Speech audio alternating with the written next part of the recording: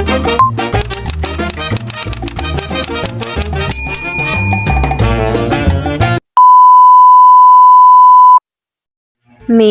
vlog!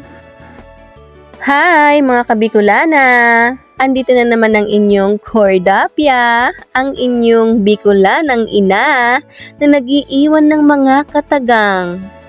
Hindi lahat ng maganda ay fresh. Charis! Ito pala ang ganap ko today. So yun, maaga na naman akong umalis kasi nga magpapasa ako ng aking resume dun nga sa aking ina-applyan ko. Yes, mga kabikulana, dahil ako nga ay nag-resign na sa aking trabaho dahil medyo na-stress ang inyong kabikulana vlog ng very light lang naman.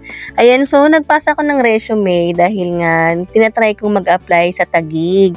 Ang work ko doon is yung nag-census at sana nga ay pala rin ano. So ayan, and then after nga nun, so dumiretso ako ng center kasi nga dapat balik ko ng check-up ng araw na yan. Kaya lang, sad to say, walang doktor na naman. Ayan. Anyway, pagkatapos nga namin magpa-check up, wala kasi palang doktor nung time na yan. So, hinintay na rin namin yung anak ko na grade 6 kasi dyan lang din naman sa center na yan, katabi lang yung school. So, para hindi na kami babalik kasi magka-12 na rin naman ng afternoon yan. So, hinintay na lang din namin. And then, dumiretso na kaming namalengke para pagdating sa bahay, lulutuin na lang. Although, medyo late na talaga siya ng very light, pero carry lang yan. So, pagdating nga sa bahay, agad ko na rin siyang niluto. And then, ayan, so nagtimpla pa ako ng kape dyan kasi every time na alis ako ng maaga, hindi talaga ako nagbe-breakfast kasi gusto ko pag kinuhaan ako ng laboratory ng FBS is hindi siya masyadong mataas kasi baka, Diyos ko day, baka magdagdag na naman ng gamot pag nagkataon. Charis, ayan. So ang niluto ko nga pala dyan ay ginisang togi. Yung togi ko nilagyan ko ng tofu yes. Yun, nilagyan ko ng tokwa, tapos bumili ako ng heavy. Yung heavy na hipon na maliliit siya. So, inilagay ko siya dun kasi para mas masarap siya.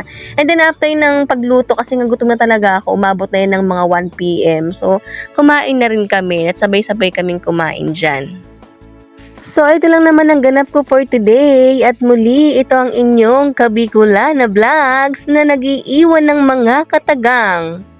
Pahalagahan mo kung anong meron ka dahil hindi lahat ng meron ka ay meron din sila. And I thank you. Charis! Yun lang muna for today's video. Thank you for watching. Bye!